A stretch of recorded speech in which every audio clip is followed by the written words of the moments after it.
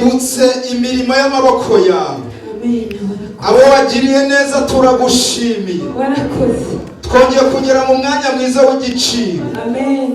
Twongeye kugera mu mwanya mwiza w'umugisha. Twongeye kugera mu mwanya mwiza w'ijambo ryaremye byose. Uwiteka niwe nyiri ijambo, ntawe uzarikwambura. Natwe turivuga duhagaze mu mbaraga z'umwuka we. Uyu mwanya iteraniro rigana gutya, abagabo n'abagore, abasore n'abakobwa, abasaza n'abakecuru, ndetse n'abana bato n'ingabo z'abamarayika. Ngiri teraniro tuguhaye ikaze mu mwanya w'ijambo ryawe. Tukoretse umwigisha, ni mu gihe kiruhije aho benshi batagikunda ijambo ryawe, ariko twe turacyafite umugisha yuko duterana tukaryumva. Uwiteka turagutumiye, dutumiye Mwuka Wera azahagararane natwe, azatugirire neza, azakore ku mitima yacu. Ijambo ryawe rigira ububasha n'ubutware n'ubushobozi. Nk'uyu munsi twateranye, icyubahiro n'ikibi cyawe turagushimiye. Twese tugukomeye amashyi, abagore tukuvugirije impundu. Iteraniro twese dukomere Uwiteka amashyi mu izina rya Yesu Kristo. Amen. Umunsi mwiza w'igiciro, A good day for a place. imbere y'Imana abantu batuje, To be in the presence of God while we are igiciro relaxing. kinini, It is for a price. kandi kuba tuba tubonye umwanya nk'uyu To have a time like this, tugiye tuwubyaza umusaruro, we should be using it wisely. kubera ko Imana iba yabitwemereye. God allows it. Nkunda gukoresha ayo magambo, I love using these words. kuvuga ngo hari benshi badafite umwanya nk'uyu dufite, You don't have time like this, ariko wowe wabonye uyu mwanya. but you have seen the time. Abantu benshi baba bari mu bitaro, A lot are the clinics. abandi baba barwaye, Others are sick. abandi baba bafite ibibazo byinshi, Others have different kind of problems. abandi ibintu bigiye bitandukanye, Others have different kind of bagaterwa problems. n'umwanzi. They have been hunted with the Ariko wowe devil. uba wagira ubuntu. But you have had the time. Abandi baba bari muri za gereza, Others are in prison. ahantu henshi hatandukanye hatameze neza, Different kinds of places where ariko wowe wagira ubuntu. but you who have that We opportunity, tugiye kubana you are going to be with, kugira ngo umpe ibitekerezo, so that you give me your thinking. unyihe nanjye You nkwihe, should give me yourself, I should also give kugira ngo myself to dushobore you, kugendana no so that we kugendana. should go together.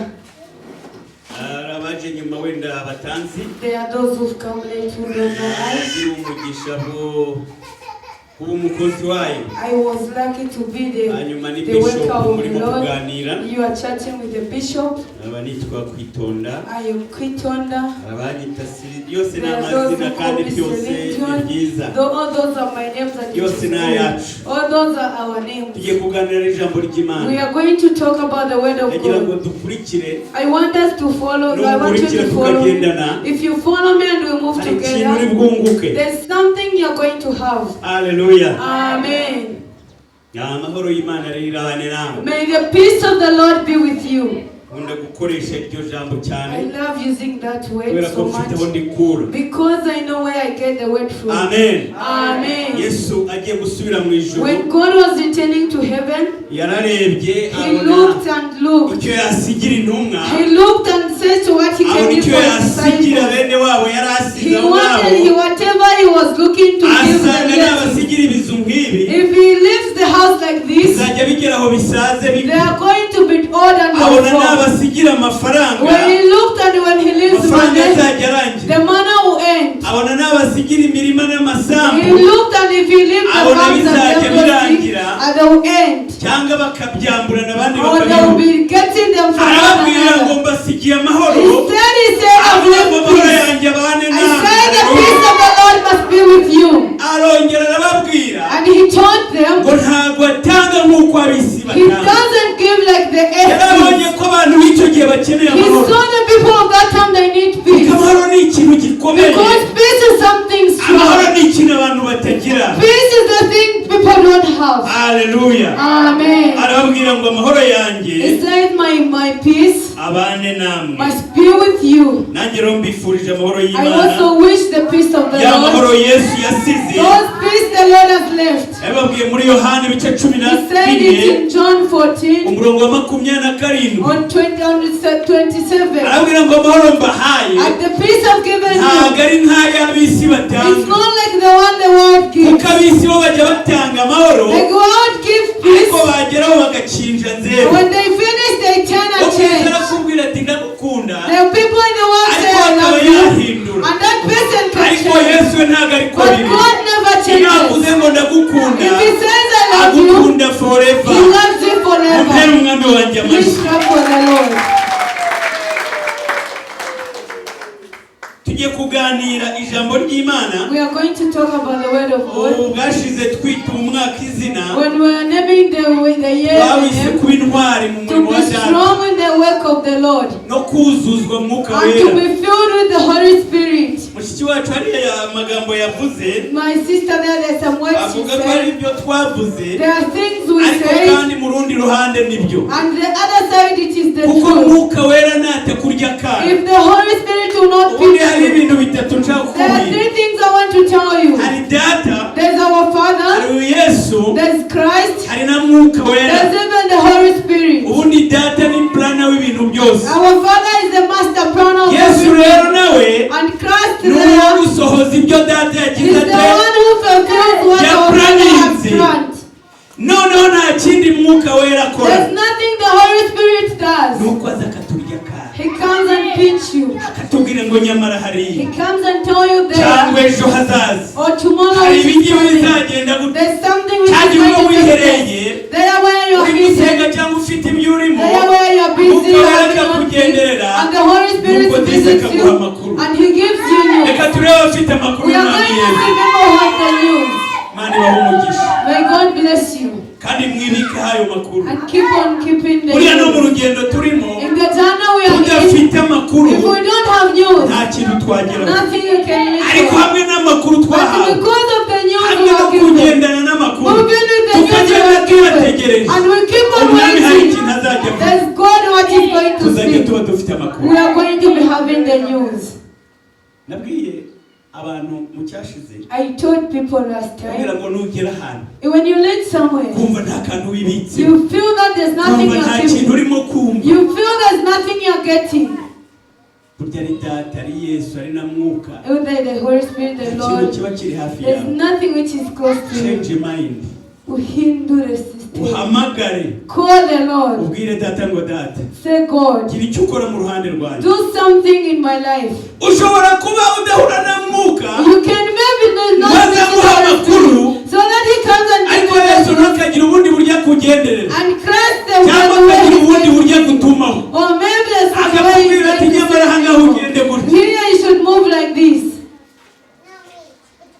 Buriya kuba tuzi aho turimo kujya To know where we are going. nuko tuzi aho twavuye. It's because we know Ni where byiza we're ngo going. umenye aho uri kujya, It's good that you know kandi where niba you're going. utazi aho wavuye, And if you don't know where naho uri you kujya come ntabwo from, uzahamenya. even where you're going, you never know Umutwe there. wacu w'uyu munsi The heading of today, uravuga ku mibiri twambaye none on the bodies we are in, niyo tuzambara, and the ones we are going to kugira ngo dress. tuze kureba ku itandukaniro. We are going to see the difference. tugituye muri uyu twahawe guturamo, Now we are still in this hari body. abagirwa ubuntu bwo kuba bawutuyemo, There are people who are not ariko wa in this mwuka body. yaza But when that Holy agashobora Spirit comes, kubereka ibyaho turimo kujya, He's going to show you what to bakarushaho follow. kurimba no gukomeza And they will urugendo. keep on being strength. Niyo mpamvu mu biganiro byacu turi buganire, The word of today we are going to chat on today. numurikira neza, If you follow me ahantu ndi properly, bugukure, there's somewhere I'm going Naho to ndi move you. bukwigize. And there's somewhere I'm going urebe aho wari to move uri, you. Check where you urebe are. aho uhagaze, And you see where kugira you're ngo dushobore standing. kugendana So urugendo. that we should manage moving on this journey. Haleluya. Amen. Reka dufate biriya zacu. We are going to get our Bible. Batwigishije mu cyumweru cyatambutse, They told us last week, yabanje kutubwira ku ntwari,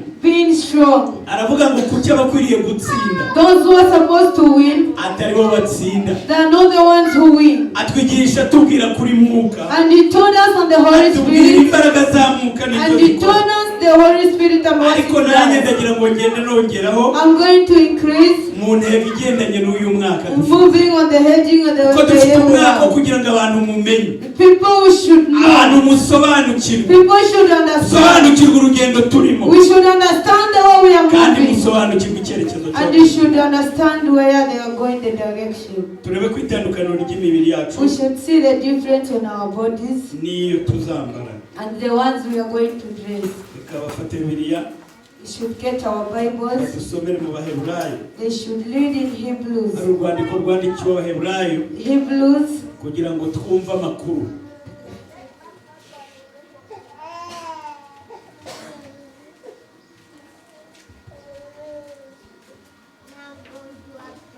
Ushingiye cyane twazanye amazi.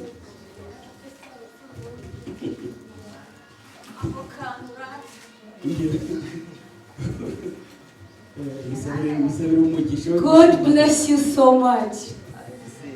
May God bless you a lot. Urumva ko ngusabye yaraguhangitse.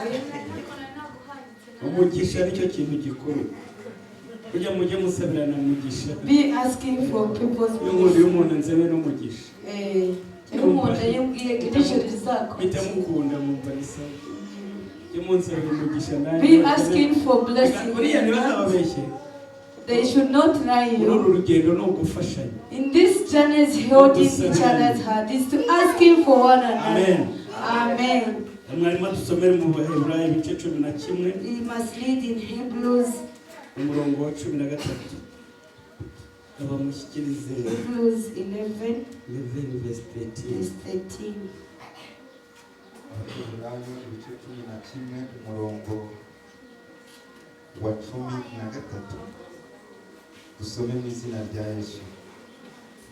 Abo bose bapfuye bakizera batarahabwa ibyasezerano. Genda gake gake kugira ngo tugendane. Ngo bose bagize gute? Abo bose bapfuye bakizera. Ngo abo bose bapfuye All those died bakizera with faith. Batarahabwa ibyasezerano. batarahabwa ibyasezeranije. They were not given what they were promised. Ahubwo babiroraga biri kure cyane. Ahubwo babiroraga biri kure cyane. They used to see it while it was too far. Bakabyishimira. Bakabyishimira cyane. And they were so much happy. Bakavuga ko ari ibya abashyitsi. Bakavuga ko ari abashyitsi ngo And they were saying n'abimukira. that they are visitors. N'abimukira mu isi. Amen. Amen. Ngo ongera usubiremo abo bose babibonaga. All those they were seeing. Abo bose bapfuye bakizera batarahabwa ibyasezeranijwe. Ahubwo babiroraga biri kure cyane bakabyishimira bakavuga ko ari abashyitsi n'abimukira mu isi. Amen. Amen. Ngo abo bose All those, uko babyizeraga the way they had faith, babyizeye They bafite had uburyo faith, babireba mu buryo and they bw'umwuka had the way they were seeing in the name of the barabikumbura and they missed it, ariko igihe kigera ngo barapfa and the time came they died bataragira bate batarabibona before they saw it. ariko bari bafite ukwizera But they had faith. bari bategereje They were waiting. bafite kwizera They had faith. ariko bazi ko byanga byakunda No matter what, baba bapfuye whether they baba die, badapfuye whether they don't die, bazagerayo. they will reach there. Umuntu umwe yarambajije One person buriya asked, rero nzajya mbabaza ibibazo rimwe na rimwe I'm kugira going to be ngo asking questions sometimes. araza arambwira ati Bishop rero ndagira ngo umfashe. I want you to help me. Arambwira ati jyewe narose At I had a dream. ati kandi nurangiza unsenge And when you finish, you should pray for ati me. kubera ko nagize ibibazo rero I had problems. ati narose abantu bapfuye I dreamt the dead people. kandi narebaga turi kumwe And I dutembera was seeing them were together ati moving none rero together. mbwira ukuntu abazimu baje kundeba. Tell me the way the demons came to see me. Ndagira ngo mbabaze rero buri I want to ask you, nyuma niturangiza tujye muri Bibiliya. when we finish, you should enter in these things. umuntu wapfuye akijijwe buriya iyo umuntu yatashe If a person dies, kenshi iyo tureba tukavuga ngo uyu nguyu koko ho yagiye. we will see the people and see where they go. No matter what, the same way he or he has gone. And he comes to visit you when he's dead. And he tells you the good news of the Lord. Is that person a spirit or how is it? A person who dies while is a Christian. Or maybe there's a way you can explain it.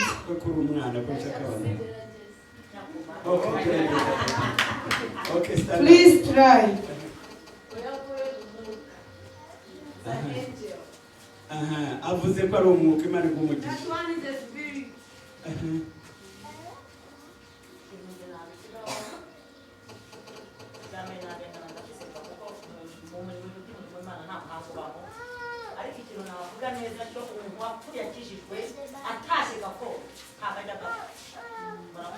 The person who dies while he was a truly Christian, he never comes back. Anyone else?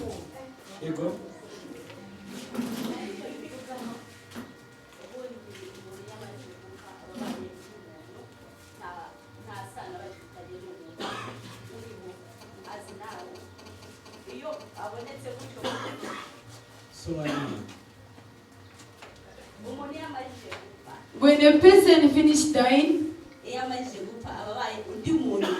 that person becomes another person. He becomes a spirit. When he comes back, again when that person comes back, he fights the church. Or if you accept and that person comes close to you, some things die. If you are led with the Spirit, sometimes when that person comes, you can dream about something and see it.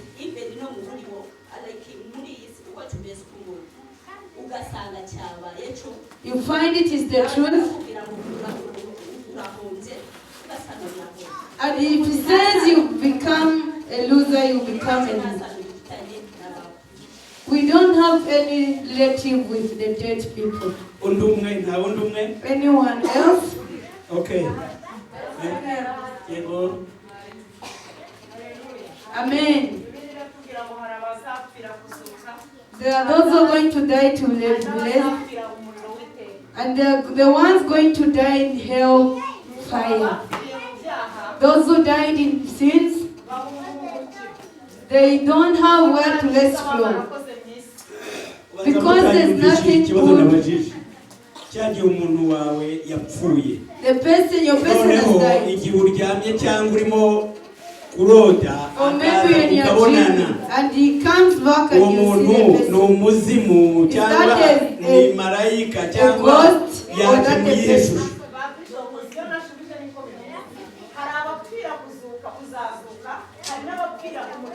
Noneho ndavuga kubonana kuba wowe uri mu mubiri. Okay, mufate Bibiliya yanyu. Please get your Bibles. Please get your Bibles. Mufate Bibiliya tujye muri Matayo. We are going to go in Matthew.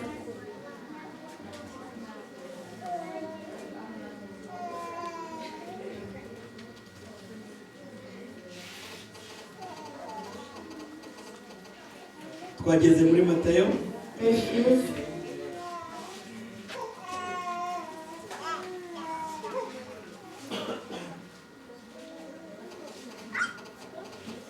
Turasoma muri Matayo ibice 17. Matthew 17. 17 turasoma umurongo wa mbere n'uwa kabiri tugeze ku wa gatatu. Ngiye gusoma kugira ngo mumenye amakuru neza.